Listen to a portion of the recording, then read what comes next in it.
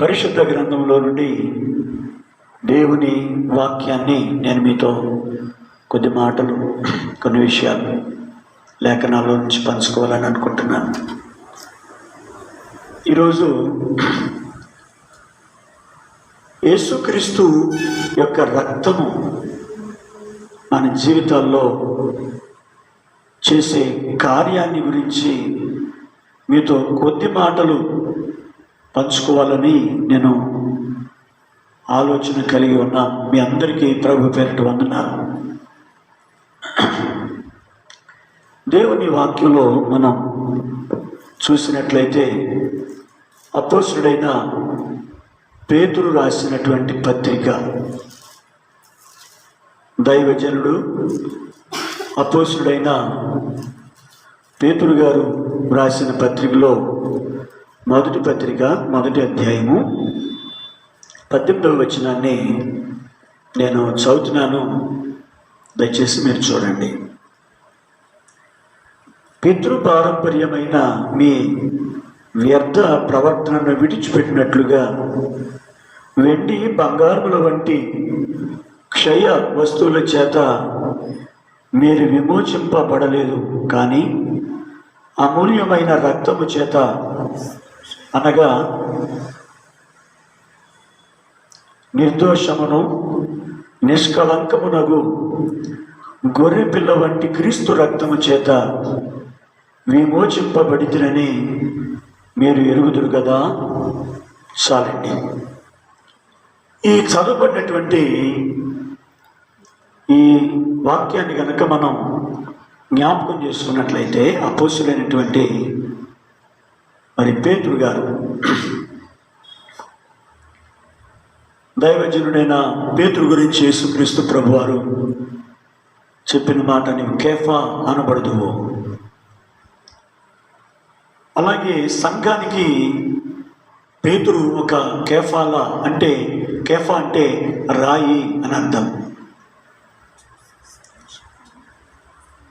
అయితే ప్రియులారా, నిజంగానే ఆయన సంఘానికి ఒక పునాది లాంటి ఆ సత్యాలను బయలుపరిచారు. ఈ రోజున యేసుక్రీస్తు ప్రభుని నమ్ముకున్న మన జీవితాల్లో మనం కూడా అట్టి సత్యాన్ని గమనించాలి, గ్రహించాలి. చూడండి, ఇక్కడ చదవబడిన వాక్యంలో మీరు వెండి బంగారముల వంటి క్షయ వస్తువుల చేత మీరు విమోచింపబడలేదు, కానీ అమూల్యమైన రక్తము చేత, అనగా నిర్దోషమును నిష్కళంకమునగు గొర్రెపిల్ల వంటి క్రీస్తు రక్తము చేత విమోచింపబడితిరని మీరు ఎరుగుదురు కదా. నిజంగా మరి దైవజనుడు పౌలు ప్రశ్నిస్తున్నాడు ఈ వాక్యంలో. మీకు తెలుసు కదా, మీరు ఎరుగుదురు కదా. నిజంగా ఈ వాక్యాన్ని వీక్షిస్తున్న మీరు నిజంగా ఎరిగి ఉన్నారా? మీరు నిజంగా విమోచించబడ్డారా? యేసు రక్తం చేత నేను విమోచించబడ్డాను అనే ఆ సత్యం మీ హృదయాల్లో ఉందా? యేసు రక్తము నన్ను విమోచించింది అనే సత్యాన్ని నీ జీవితంలో ఎరిగిన వ్యక్తిగా నువ్వు జీవిస్తున్నావా? ఇక్కడ పేతురు గారు ఏమన్నారంటే, మీరు ఎరుగుదురు కదా అని అంటున్నాడు. మరి మనలో చాలామంది ఎంతవరకు కూడా ఆ సత్యాన్ని ఎరిగిన వారిగా మనం ఉండలేకపోతున్నాం. ఏమిటి ఆ సత్యం అంటే, యేసుక్రీస్తు ప్రభు మానవాళి కొరకు లోకానికి వచ్చాడని, మానవులందరి విమోచన కొరకై ఆయనే గొర్రె పిల్లవని కలువరి శిలువలో వధించబడ్డాడని, ఆయన చిందించిన రక్తము చేతనే మానవ జాతికి విమోచన, విడుదల కలిగిందని, యేసు రక్తము మాత్రమే ఒక ఆత్మను రక్షించగలుగుతుంది, ఒక జీవితాన్ని మార్చగలుగుతుంది, ఒక వ్యక్తికి నూతనమైన జీవితాన్ని ప్రసాదిస్తుంది, ఒక వ్యక్తిని ఒక నూతనమైన సృష్టిగా మార్చగలిగింది, చేయగలిగింది యేసయ్య కలువరిలో చిందించిన ఆ రక్తమేనని చాలామంది తెలుసుకోలేకపోతున్నారు, గ్రహించలేకపోతున్నారు. ప్రియులారా, నా ప్రియమైనటువంటి వారులారా, జ్ఞాపకం చేసుకోండి. ఒకటి, మనం యేసయ్య రక్తం మన జీవితాల్లో చేసిన మొదటి పని ఏమిటంటే మనల్ని విమోచించింది. నీ జీవితాన్ని విమోచించడానికి కారణమైన సాధనమైనది ఏమిటంటే యేసయ్య రక్తము అనే సంగతి మొదట నీవు నేను తెలుసుకోవాలి. ఇక్కడ విమోచించబడడం అంటే ఏమిటి? చాలామందికి విమోచించబడటం అంటే అర్థం చేసుకునే వాళ్ళు చాలామంది ఉన్నారు. ఒక వాక్యాన్ని నేను మీకు జ్ఞాపకం చేస్తాను. కొలసీలకు రాసినటువంటి పత్రిక, కొలసీలకు రాసిన పత్రిక 1వ అధ్యాయము చూడండి, 14వ వచనంలో ఒక మాట ఉంది. ఆ కుమారుని యందు మనకు విమోచనము అనగా పాప క్షమాపణ కలుగుచున్నది అని అంటున్నాడు. ఇక్కడ ఆ కుమారుని యందు అంటే ఇక్కడ యేసుక్రీస్తు ప్రభునందు ఆయన మనకు విమోచనము అనగా పాప క్షమాపణ ఆయన ఇచ్చాడు. యేసుక్రీస్తు ప్రభు చిందించిన ఆయన అమూల్యమైనటువంటి శిలువ రక్తము చేత మనం విమోచించబడుతున్నాం. విమోచించబడడం అంటే ఏమి జరిగింది అంటే మన పాపములు అన్నీ కూడా క్షమించబడినాయి. మన పాపములకు క్షమాపణ కలిగింది. ఈ ప్రపంచంలో ఈ భూమి మీద ఎంతమంది అయితే ఇంతవరకు మనుష్య జాతి బ్రతుకుతూ ఉన్నారో జీవిస్తున్నారో వీరందరికీ విమోచన కావాలి. మనుషులందరూ ప్రియులరా ఆ పాపపు బంధకాల్లో బంధించబడ్డారు. అందుకని పౌలు గారు అంటున్నాడు రోమపత్రిక, ఏ భేదములు లేదు, అందరూ పాపము చేసి దేవుడు అనుగ్రహించు మహిమను పొందలేకపోతున్నారు అని అంటున్నాడు దైవజనుడు పౌలు. అందరూ పాపంలోనే, ఏ భేదము లేదు.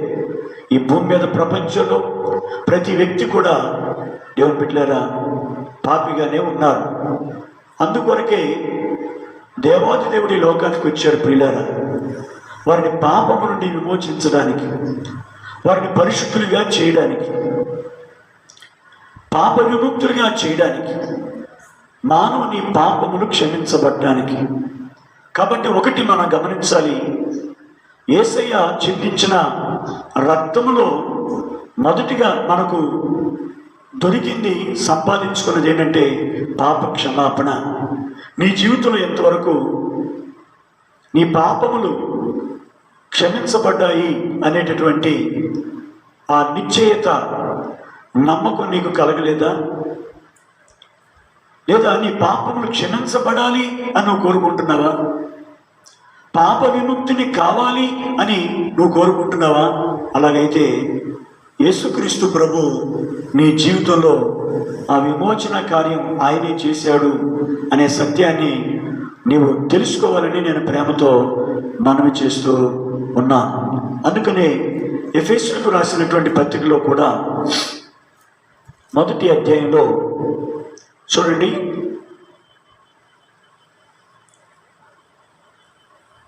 ఎఫెసీయులకు రాసిన పత్రిక 1వ అధ్యాయము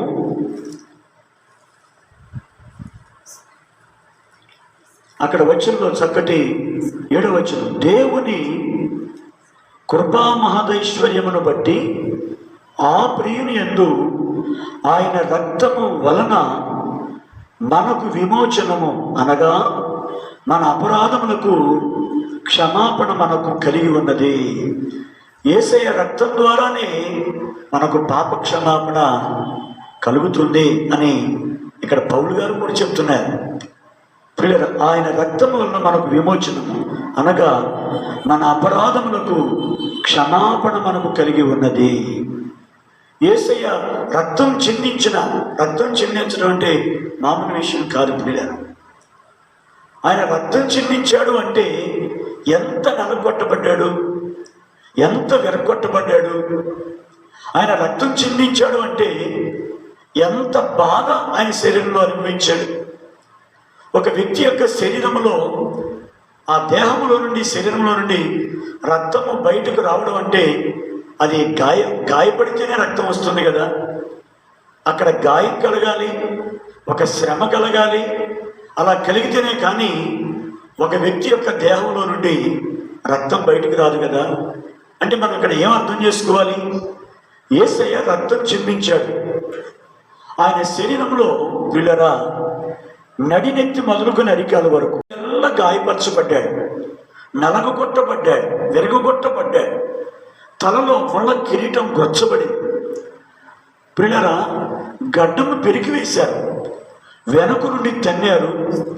పిల్లరా కొరడాలతో కొట్టినప్పుడు వీపంతా కూడా చాళ్ళు అయిపోయింది. చేతుల్లో బ్రేకులు కొట్టారు, పాదాలలో బలమైన పొడవాటి ఆ శీలలు నాటారు. ఎంత భయంకరమైన శ్రమ, ఎంత బాధ ప్రభు అనుభవించారు. ఎవరి కొరకు తెలుసా? ఈ భూమి మీద ఉన్న ప్రతి మానవాళి కొరకండి, ప్రతి వ్యక్తి కొరకు, ప్రతి మనిషి కొరకు యేసుక్రీస్తు ప్రభు ఆయన తన రక్తాన్ని చిందించాడు. కాబట్టి ఆ రక్తము, ఆయన చిందించిన రక్తము ద్వారానే మానవుని ప్రతి పాపమునకు క్షమాపణ కలుగుతుందండి. అదే విమోచన అంటే. కాబట్టి ఈ సమయంలో నీ జీవితంలో ఈ విమోచన కార్యంలోనికి, ఈ విమోచన అనుభవంలోనికి నీవు రావాలి అని నేను మీకు ప్రేమతో మనవి చేస్తున్నాను. నీవు విమోచించబడిన వ్యక్తివి అని తెలుసుకున్న దినాన నువ్వు కొన్ని ఆశ్చర్యమైన విషయాలు కూడా తెలుసుకోగలుగుతావు. ఒక మాట చెప్తాను, జాగ్రత్తగా చూడండి. యెషయా గ్రంథము 43వ అధ్యాయంలో విమోచించబడిన వారు మనం. యేసయ్య రక్తంలో మనం ఎప్పుడైతే విశ్వసించి కడగబడతామో, యేసు రక్తమునందు విశ్వాసం ఉంచుతామో, మనం తెలుసుకోవాల్సిన విషయం ఏంటంటే యెషయా గ్రంథము 43వ అధ్యాయము 1వ వచనం నుండి నేను చదువుతున్నాను. జాగ్రత్తగా మీరు నాతో కూడా చూడండి. అయితే యాకోబు, నిన్ను సృజించిన వాడగు యెహోవా, ఇశ్రాయేలు, నిన్ను నిర్మించిన వాడు ఇలాగూ సెలవిచ్చుచున్నాడు, నేను నిన్ను విమోచించి ఉన్నాను, భయపడకుము, పేరు పెట్టి నిన్ను పిలిచి ఉన్నాను, నీవు నా సొత్తు. చూసారా పిల్లరా, చదవబడిన వాక్యంలో ఎవరైతే విమోచించబడ్డాము అనే సత్యాన్ని తెలుసుకుంటారో, యేసయ్య విమోచన కార్యంలోనికి ఎవరైతే వస్తారో, యేసుక్రీస్తు ప్రభు మనల్ని విమోచించడానికి తన ప్రాణాన్ని త్యాగం చేశాడని, భయంకరమైన మరణాన్ని ఆయన పొందాడని ఎంతమంది అయితే విశ్వసించగలుగుతారో వారు ఒక సత్యాన్ని గ్రహించగలుగుతారు. ఇక్కడ యెషయా ప్రవక్త ద్వారా దేవాది దేవుడు మాట్లాడుతున్నాడు. ఏమని మాట్లాడుతున్నాడు చూడండి. నేను నిన్ను విమోచించి ఉన్నాను, భయపడకుము, పేరు పెట్టి నిన్ను పిలిచి ఉన్నాను. నిన్ను సృష్టించిన వాడను నేనే, నిన్ను నిర్మించిన వాడిని నేనే. నిన్ను సృష్టించడమే కాదు, నిన్ను నిర్మించడమే కాదు, నిన్ను విమోచించిన దేవుళ్ళు కూడా నేనే. ఎలా విమోచించాను? నేను నా ప్రాణాన్ని నీ కొరకు పెట్టాను, నా రక్తమంతా నీ కొరకు నేను కార్చాను, నీ కొరకు శరీరధారిగా ఈ లోకానికి వచ్చాను, గొర్రె పిల్లవని నీ కొరకు వధించబడ్డాను అని దేవాది దేవుడు మనతో ఈ సమయంలో మాట్లాడుతున్నాడు. నేను నిన్ను విమోచించున్నాను అని ఒక చక్కటి మాట ప్రభు అన్నాడండి. నీవు నా సొత్తు. దేవునికి స్తోత్రం కలుగును గాక. నీవు నా సొత్తు అని అంటున్నాడు. అంటే మనం దేవునికి సొత్తుగా మారాలి అని అంటే, నీవు దేవుని సొత్తు కావాలి అంటే విమోచించబడాలి.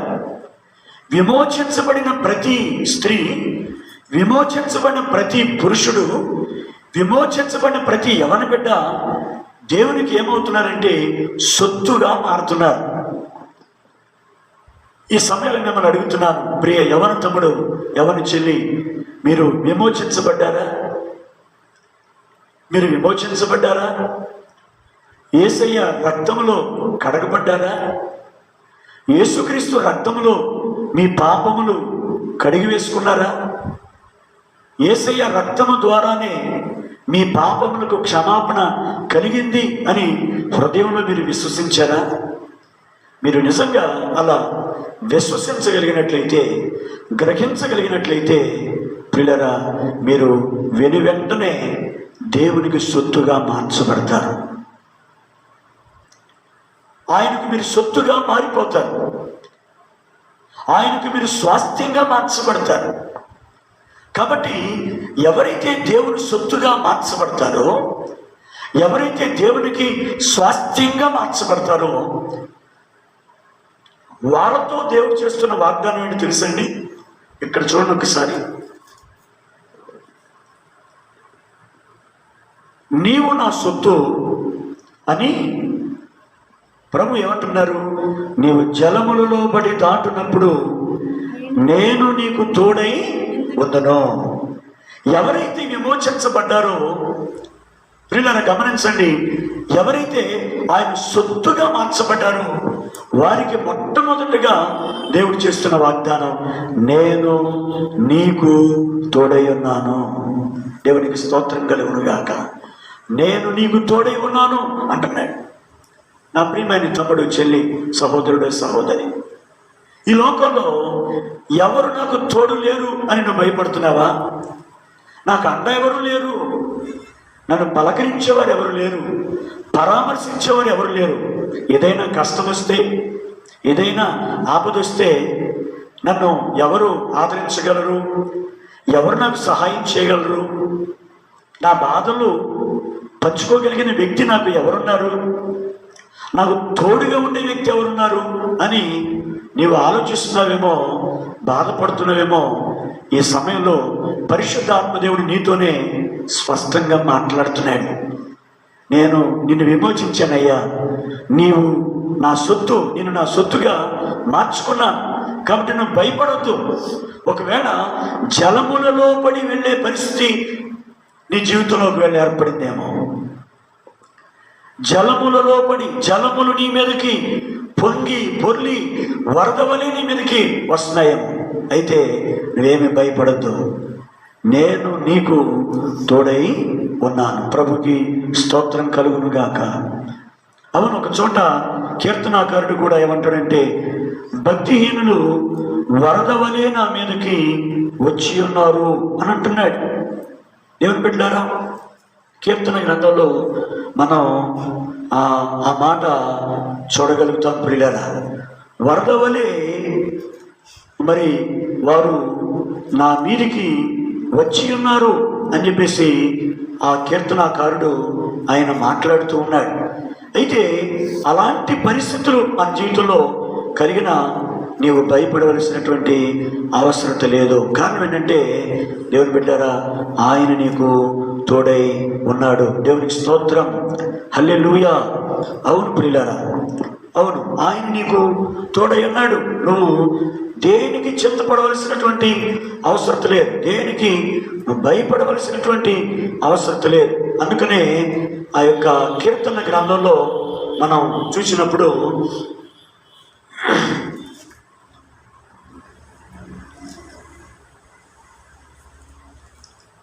దేవుని యొక్క వాక్యంలో మనం జ్ఞాపకం చేసుకుంటే, మా కీర్తనలో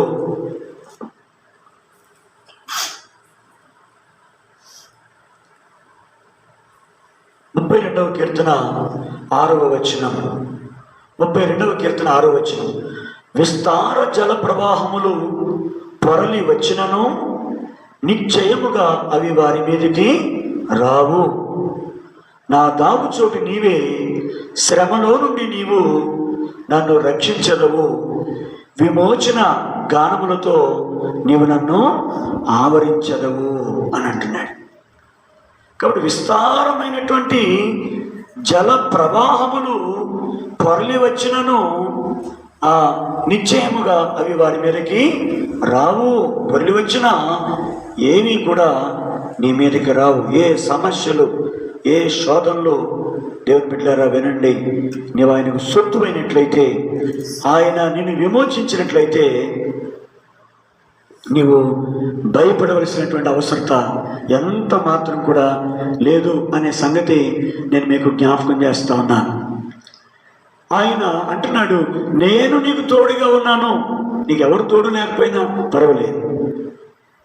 అధికారులు కానీ, బంధువులు కానీ, బలవంతులు కానీ, లోకంలో గొప్ప గొప్ప అధికారాలు, పేరులు, పదవులు కలిగిన వారు, ఇలాంటి వారు ఎవరు నీకు తోడు లేకపోయినా, ఒంటరిగా నీవు ఉన్నా, ఒంటరి వానిగా ఉన్నా, ఎవరి ఆదరణ నీకు లేకపోయినా, డబ్బు లేకపోయినా, శక్తి సామర్థ్యాలు లేకపోయినా, ఆస్తిపాస్తులు లేకపోయినా, నీవు ఇవేమీ లేవు అని నువ్వు భయపడొద్దు. కానీ ఒకటి మాత్రం గుర్తుపెట్టుకోవాలి, మనం ఎవరు అంటే విమోచించబడ్డాము. మనం ఎవరు అంటే, నీవు ఎవరు అంటే నీవు దేవుని సొత్తు, దేవుని సొత్తు. దైవజనుడు పౌలు గారు ఒక మాట అంటాడు, మీరు విలువ పెట్టి కొనబడిన వారు గనుక మీరు మీ సొత్తు కాదు అని అంటున్నాడు. మీరు విలువ పెట్టి కొనబడిన వారు. మరొక చోట అపోస్తల కార్యం 28వ అధ్యాయంలో వ్రాయబడిన మాట, దేవుడు తన స్వరక్తమిచ్చి సంపాదించిన సంఘము అని అంటున్నాడు. ఆయన మనల్ని ఎలా సంపాదించుకున్నాడు? ఆయన మనల్ని సొత్తుగా చేసుకున్నాడు, సంపాదించుకున్నాడు. ఎలా? ఆయన స్వరక్తమిచ్చాడు, తన రక్తాన్ని ధారపోసాడు ప్రియులారా. కాబట్టి నీవు జలములలో పడి వెళ్ళినా అవి నీ మీద పొర్లి పారవు. అలాగే ఇంకేమంటున్నాడు అంటే చూడండి, నదులలో పడి వెళ్ళినప్పుడు అవి నీ మీద పొర్లి పారవు. నదులలో పడి వెళ్ళినప్పుడు, నదులలో ఇశ్రాయేలీయులు వారు నదుల్లో ప్రయాణం చేయాల్సి వచ్చింది. మనకు తెలుసు, ఎర్ర సముద్రం అడ్డొచ్చింది, ఎర్ర సముద్రం దగ్గర ఆగిపోయారు. ఏమండి, ముందు చూస్తే ఎర్ర సముద్రం, వెనక చూస్తే ఫరో రథ సైన్యాలు, మరి ఆ ప్రక్కన ఈ ప్రక్కన అరణ్యం, ఎటు వెళ్ళడానికి దారి లేదు. ఏమండి, అయితే యోర్దాను నది కూడా వాళ్ళకి ఎదురొచ్చింది. అప్పుడు యోర్దాను నది ఎదురొచ్చినప్పుడు దేవుడు అద్భుతంగా ప్రియులారా ఎర్ర సముద్రం 2 పాయలుగా చేసి ఆరిన నేలలో ఇశ్రాయేలు నడిపించిన దేవుడు. అలాగే యోర్దాను నదిని కూడా ఆ యాజకులు యోర్దాను నది మీద అడుగు పెట్టగానే, పాదములు మోపగానే యోర్దాను నది 2 పాయలైపోయింది. ప్రజలందరూ దాటి వెళ్ళిపోయారు. కాబట్టి నీ జీవిత ప్రయాణంలో నీవు ఏ పరిస్థితుల గుండా ప్రయాణం చేస్తున్నావో ఆయనకు తెలుసు. ఏమంటే, నేను ఎన్ని బాధల్లో ఉన్నానో, నేను ఎన్ని కష్టాల్లో ఉన్నానో ఎవరికి తెలుసు అండి. ఈరోజు నా కుటుంబంలో ఎన్ని ఇబ్బందులు, ఎన్ని సమస్యలు ఉన్నాయో. నదులలో బడి నువ్వు వెళ్ళినప్పుడు దేవుడు చూస్తున్నాడు, అవి నీ మీద పొర్లి పారవు. ఈరోజున ఎన్నో సమస్యలు, సంక్షోభాలు మానవ జీవితాల్లో కలుగుతున్నాయి. నీవు ఈ పరిస్థితుల్లో భయపడకుండా నువ్వు ఉండాలి అంటే, ఏ శోధన నీ మీదకి వచ్చినా దానికి కలవరపడకుండా, భయపడకుండా ఉండాలంటే నువ్వు దేవుని దగ్గరకు రావాలి, ఆయన నమ్ముకోవాలి, ఆయన మీద విశ్వాసం ఉంచాలి, ఆయన మీద నీ భారం అంతా వేయాలి, నీ జీవితాన్ని ఆయనకు అప్పగించుకోవాలి. ఆయన చేతులలో మన జీవితాన్ని పెట్టగలిగితే, దేవునికి నీ జీవితాన్ని, నీ సమస్తాన్ని ఆయన పూర్తిగా నీవు అప్పగించుకోగలిగితే ఆయన నిన్ను ఎన్నడూ కూడా విడిచిపెట్టడు. దేవునికి స్తోత్రం కలుగునగాక. నేను నీకు తోడై ఉన్నాను, నువ్వు భయపడొద్దు. అలాగే ఇంకేమంటున్నాడంటే, నీవు అగ్ని మధ్యను నడుచున్నప్పుడు కాలిపోవు, జ్వాలలు నిన్ను కాల్చవు అంటున్నాడు. నీవు అగ్ని మధ్యలో నీవు వెళ్ళేటప్పుడు అగ్ని, షడ్రకు మెషకు అబేద్నెగోల్లో ఆ ముగ్గురు భక్తులు అగ్నిగుండంలోనికి వెళ్ళాల్సి వచ్చింది. అందుకని పేతురు రాసినటువంటి ఆ పేతురు భక్తుడు రాసిన పత్రికలో అగ్ని వంటి మహాశ్రమలు ఒకవేళ మీకు సంభవించినప్పుడు మీరు భయపడకండి. చూడండి, పేతురు రాసిన పత్రిక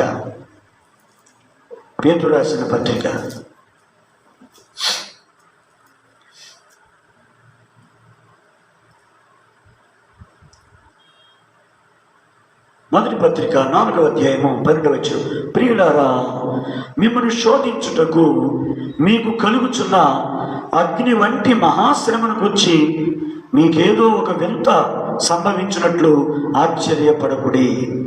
క్రీస్తు మహిమ బయలుపరచబడినప్పుడు మీరు మహానందముతో సంతోషించు నిమిత్తము క్రీస్తు శ్రమలలో మీరు పాలివారై ఉన్నంతగా సంతోషించండి. క్రీస్తు నామము నిమిత్తము మీరు నింద పాలైన ఎడల మహిమాస్వరూపి అయిన ఆత్మ అనగా దేవుని ఆత్మ మీ మీద నిలుచుచున్నాడు గనుక మీరు ధన్యులు. చూడండి ఎంత మంచి మాట. దేవుని ఆత్మ మీ మీద నిలుచుచున్నాడు గనుక మీరు ధన్యులు. మిమ్మల్ని శోధించడానికి అగ్ని వంటి శ్రమ వచ్చినప్పుడు మీరు ఆశ్చర్యపోకండి. ఎందుకంటే అక్కడ చక్కటి మాట, మీరు మహానందముతో సంతోషించిన నిమిత్తం క్రీస్తు శ్రమలలో మీరు పాలివారై ఉన్నంతగా సంతోషించండి. యేసుక్రీస్తు ప్రభు ఎన్ని శ్రమలు పడ్డాడో ఆయన శ్రమలు తలుచుకున్నప్పుడు, యేసయ్యా ఎన్ని శ్రమలు పడ్డావయ్యా నా కోసం. అయితే ఈ భూమి మీద విశ్వాసకి ఇప్పుడు కలిగే శ్రమలు, ఇబ్బందులు ఏదైనా ఉన్నట్లయితే ఒకటి గమనించండి, మనం ఆయన శ్రమలను పాలివారం అవుతున్నాము అని ఆ శ్రమల్లో సంతోషించాలి. అగ్ని వంటి శ్రమలు కలిగినప్పుడు నువ్వు భయపడద్దు. అగ్ని వంటి శోధనలు నీకు వచ్చినప్పుడు నువ్వు భయపడకు. ఎందుకంటే దేవుడు నీతో అంటున్నాడు, నువ్వు నా సొత్తు, నువ్వు భయపడొద్దు, అవి నిన్ను కాల్చవు. అగ్ని లాంటి సమస్యలు నీ కుటుంబం మీదకి వచ్చిన, అగ్ని లాంటి బాధలు నీ కుటుంబం మీదకి వచ్చిన, అగ్ని వంటివి ఆ వ్యాధులు, అనారోగ్యాలు, ప్రమాదాలు, విపత్తులు అగ్ని వలె నీ మీదకి వచ్చిన అవి వస్తాయి, కానీ నిన్ను ఎంత మాత్రం కూడా కాల్చలేవు. ఎందుకంటే నీవు నా సొత్తు. దేవుని బిడ్డలారా, బంగారాన్ని అగ్నిలో వేస్తాం కానీ భయపడతావా? భయపడము. దిగులు పడతావా? దిగులు పడము. ఎందుకని చెప్పండి. బంగారాన్ని అగ్నిలో వేసిన తర్వాత అయ్యో బంగారాన్ని అగ్నిలో వేసేసానే అని ఎవరైనా బాధపడతావా? బాధపడము. కారణం ఏంటంటే ఆ బంగారం మరింత శ్రేష్టమైన స్థితిని సంతరించుకుంటుంది. ఆ బంగారము పరిపూర్ణమైనటువంటి ఆ శ్రేష్టతను అది తిరిగి తెచ్చుకుంటుంది. కాబట్టి మనం భయపడము. ఆ బంగారం యొక్క దాని నాణ్యత, దాని శ్రేష్టత మరింతగా, దాని విలువ మరింతగా పెరిగిపోతుంది. కాబట్టి దేవుని బిడ్డలారా, శోధన సహించువాడు ధన్యుడు అని వాక్యం సెలవిస్తాం. భక్తుడైన యోబు కూడా, నేను వెళ్ళు మార్గము నా దేవునికి తెలియను, నేను శోధింపబడిన మీదట సువర్ణము వలె కనబడుదును. నేను శోధించబడిన తర్వాత ఈ సమస్యలలో నుంచి నేను బయటకు వచ్చిన తర్వాత నేను సువర్ణంగానే మారిపోతాను. ఒక విషయాన్ని మనం గమనించుకోవాలి, మనము దేవుని సొత్తు, విలువ పెట్టి కొనబడిన వారు. కాబట్టి అక్కడ ప్రభు చెప్తున్న మాట ఏంటంటే, మీరు భయపడకండి, ఎందుకంటే నేను మిమ్మల్ని విమోచించాను. యేసు రక్తము చేత మీరు విమోచించబడినటువంటి వారు. నువ్వు భయపడకు. ఎన్ని సమస్యలు ఒకవేళ నీ మీదకి వచ్చినా, యెహోవానగు నేను నీకు దేవుడను, ఇశ్రాయేలు పరిశుద్ధ దేవుడనైనా నేనే నిన్ను రక్షించేవాడు. నీ ప్రాణ రక్షణ క్రయముగా ఐగుప్తుని ఇచ్చి ఉన్నాను. నీకు బదులుగా కూషును శబాను ఇచ్చి ఉన్నాను. మన ప్రాణాన్ని రక్షించడానికి దేవుడు అంటండి ఐగుప్తునే ఇచ్చాడంటే. ఐగుప్తు ప్రజలందరినీ, ఐగుప్తులో ఉన్న జ్యేష్ఠ సంతానాన్ని ఇశ్రాయేలు ప్రజల కొరకు దేవుడు అప్పగించేసేసాడు. అంటే తన ప్రజలు ఎంత విలువైన వారు, విమోచించబడిన వారు.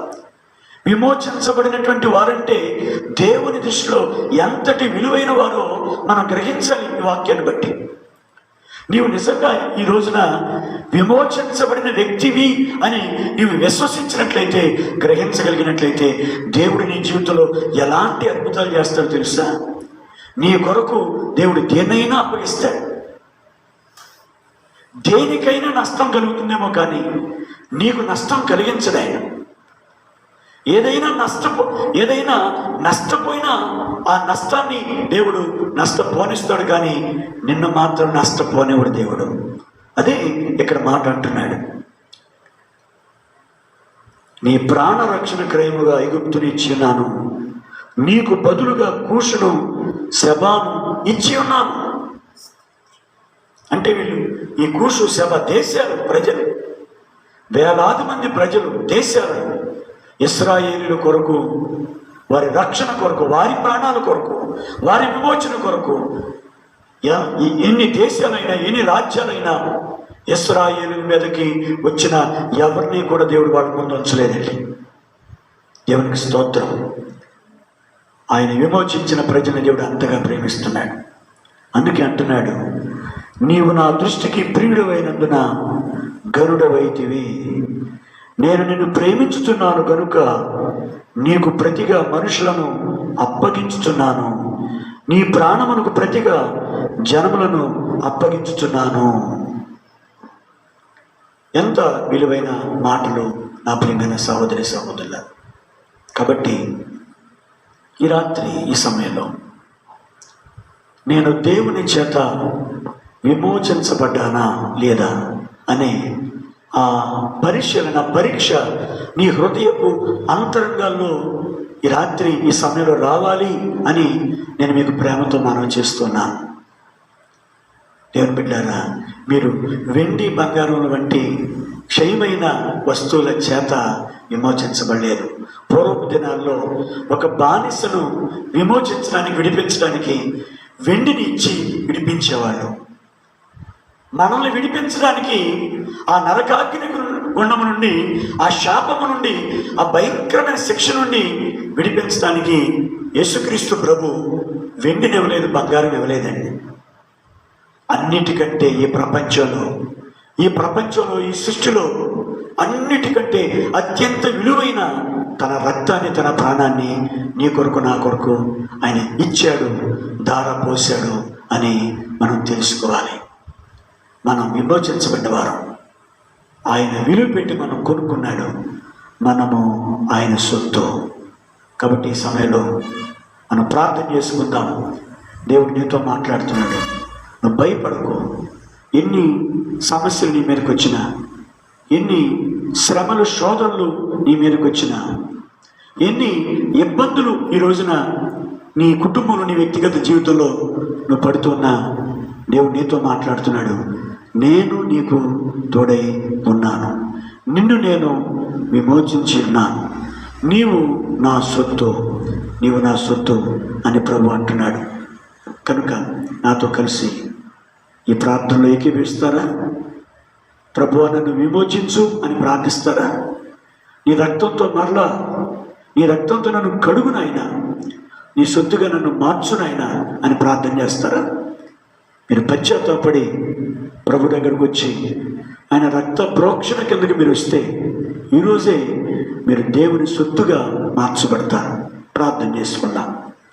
మమ్మలను మిక్కిలిగా ప్రేమిస్తున్నాం మా ప్రియ పరలోకపు తండ్రి, మీ ఘనమైన, మీ శ్రేష్టమైన నామానికి వందనాలు. ఈ సమయంలో నీ వాక్యపు వెలుగులో మాతోనూ మీరు మాట్లాడిన విధానాన్ని బట్టి మీకు వేలాది కృతజ్ఞతలు ప్రభువా. నిజమే, మేము మరి నరకానికి పాత్రులమై ఉండగా పాపులమై ఉండగా, చచ్చిన వారమై ఉండగా, శాపగ్రస్తులమై ఉండగా మీరు మమ్మల్ని ఎంత ప్రేమించారు దేవా. తండ్రి నీకు వందనాలు. నరకము నుండి మమ్మల్ని తప్పించడానికి, మా పాపముల నుంచి విమోచించడానికి, మా పాపములన్నీ క్షమించి నీ సొత్తుగా మార్చుకోవడానికి నీ అమూల్యమైన గొర్రెపిల్ల వంటి రక్తాన్ని, నిర్దోషమైన నిష్కల్మషమైనటువంటి పరిశుద్ధమైన రక్తం ప్రభువా తండ్రి, ఈ సృష్టిలో ప్రభువా ఏ రక్తము కూడా నైనా అలాంటి రక్తము వల్లే ప్రశస్తమైంది కాదయ్యా. ఏ రక్తము కూడా సమానమైంది కాదు ప్రభువా. మహాపరిశుద్ధమైన పుణ్య రక్తము, గొర్రెపిల్ల వంటి క్రీస్తు రక్తము చేత నీవు నీ యొద్దకు వచ్చిన వారిని, నీ యందు విశ్వాసం ఉంచిన వారిని, నిన్ను అంగీకరించిన వారిని విమోచించావు అని ఈ రోజున నాతో ఈ సమయంలో మాతో మాట్లాడినందుకు వందనాలు దేవ. విమోచించబడిన వారు అందరూ నీ సొత్తని, వారు నీ సొత్తుగా మార్చబడ్డారని, వారిని నీ సొత్తుగా చేసుకున్నాను అని మీరు చెప్పారు. కనుక నాయన వారి జీవితాల్లో ఎన్ని ఆపదలు, సమస్యలు, ఎన్ని శోధనలు వారి జీవితంలో కలిగినా భయపడకుము, నేను నీకు తోడై ఉన్నాను అని ఈ సమయంలో మీరు వాగ్దానం చేశారు. కాబట్టి నాయన ఈ వాక్యం విన్న బిడ్డలందరి జీవితాల్లో ఇప్పుడే ఈ క్షణమే వారు నీ సొత్తుగా మార్చబడడానికి మీరు కార్యాన్ని చేయండి. వారి హృదయాలను తెరవండి, వారి హృదయాలలో విశ్వాసం కలిగించండి. ఇప్పుడే ఆ విమోచన కార్యాన్ని వారి జీవితంలో జరిగించండి. నీ పరిశుద్ధమైన అమూల్యమైన రక్తంతో ప్రతి వ్యక్తిని సంపూర్ణంగా కడిగి పవిత్రపరచండి. నీ రక్త ప్రోక్షణలో వారిని సంపూర్ణంగా రక్షించి విమోచించండి. నీ సొత్తుగా మార్చుకోండి నాయన దేవా. నీకు వందనాలు చెల్లిస్తున్నాను. ఈ మాటల మీద విశ్వాసం ఉంచే ప్రతి బిడ్డను కూడా దీవించి ఆశీర్వదించండి. వారి కుటుంబాలన్నిటికీ కూడా రక్షణ అనుగ్రహించమని ఈ వాక్యము ప్రతి హృదయములో నిలిచి ఫలించినట్లుగా రక్షణ కార్యాన్ని, ఆత్మకార్యాన్ని జరిగించడానికి మీరే సహాయం చేయమని, విన్న ప్రతి బిడ్డను ఆశీర్వదించమని, మా ప్రభువును ప్రియరక్షకుడును మా కొరకు మరణించి తిరిగి లేచి తిరిగి మహామహిమతో రాబోతున్న యేసు నామములో ప్రార్థన చేసి వేడుకొనుచున్నాను తండ్రి. ఆమేన్. మన తండ్రి అయిన దేవుని ప్రేమ, ప్రభు అయిన క్రీస్తు యేసు కృప, పరిశుద్ధాత్మ దేవుని అన్యోన్య సహవాసము, సమాధానం మనకును సకల పరిశుద్ధులకు తోడై ఉండి నడిపించునుగాక. ఆమేన్. మంచిదండి. God bless you.